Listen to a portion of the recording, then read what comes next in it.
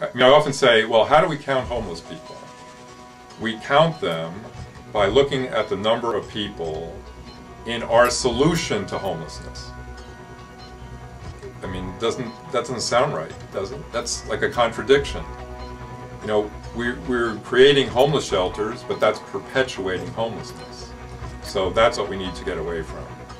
And if anybody doubts that, try spending a night in one of these shelters. It's really not something that we would choose to do.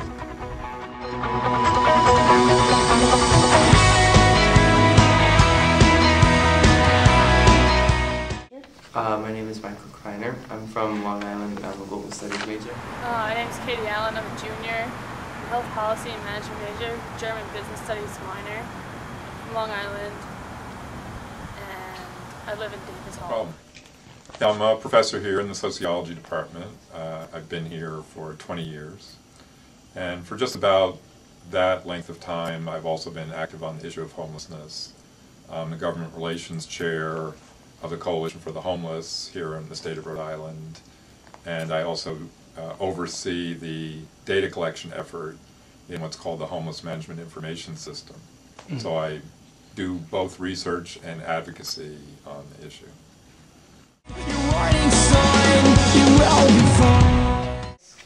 Well, it's probably, I don't know exact numbers, but it's probably around 15 to 20%, probably more concentrated around the cities. Poverty, I guess you can see it in the local areas, but homelessness you don't encounter that much in the community we live in.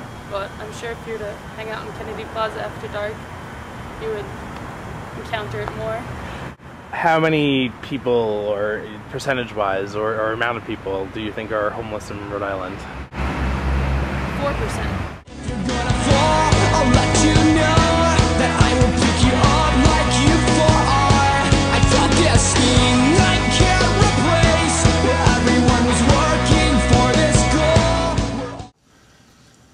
I mean, most people your age and other people who are in this class think that the homeless have always been with us, that we've always had large numbers of homeless people. Just for example, about 6,500 people in Rhode Island accessed the shelter system last year. That included almost 1,800 children, about 700 or 800 families. You know, so it's a pretty diverse group. But the fact is, it's not the case that we've had this problem for that long. It's really only since the late 70s and early 1980s that we've had the problem. Before that, it was a very small number, and it was kind of the stereotypical homeless person, mainly middle-aged white males who were living on Skid Row and are, you know, chronic alcoholics. So something happened in the 80s and the time since then, and we can talk about that if you like in a second. But the response that our society had to that was mainly to set up emergency shelters. Now, the problem with that is the problem of homelessness was not a temporary crisis. It was a long-term structural problem in the system, primarily due to problems in the housing market. I think it's probably a combination of things, not having a job, not being able to get a job, maybe not wanting to find a job, stuff like that. So you think it has to do with it's their fault, or? It's the system's fault. The system? I don't know. Maybe it was the recent flooding or the economic downturn.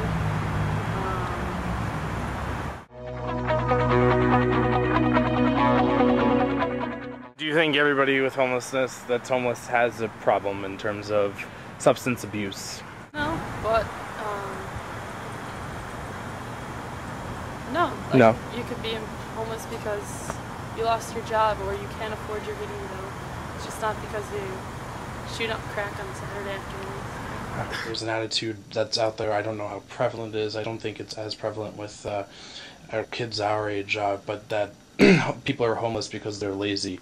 What is your feeling on that? What's your take on it? Yeah, I mean, if you think about it, if you took the entire set of lazy people, the overwhelming majority of them actually have a place to live. So you might start looking for other possible reasons. Other possible reasons are, people are mentally ill, or they have drug or alcohol problems. Again, think about the set of people with alcohol problems. You could even look on campus here.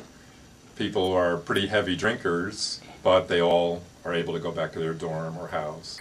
Same people who are drug users, almost all of them have a home.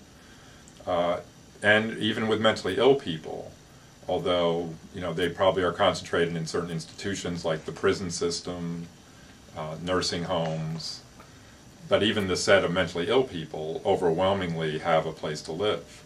So if you're looking for one thing that characterizes homeless people, there really is only one thing, and that is extremely low income. Mm.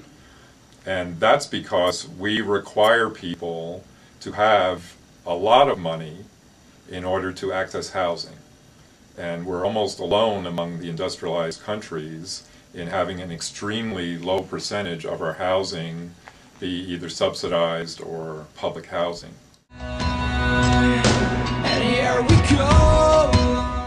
I don't know, I'm not from Rhode Island. Well, what do you think is out there? You've been here for 3 years. Homeless shelters, advocacy groups. Okay.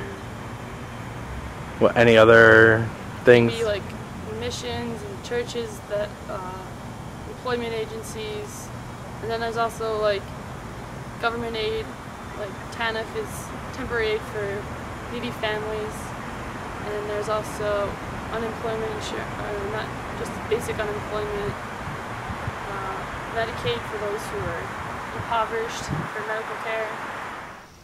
Well, I guess all that's like shelters and stuff would be temporary solutions, but they don't seem like very long-lasting solutions. The shelter system is still our solution to homelessness 25, 30 years later. And so what we have now is people living in emergency shelters, none of which are adequate places to live. You have places with like bunk beds, very bad sanitation, places where people get their things stolen because you concentrated very low income people all in one congregate kind of shelter.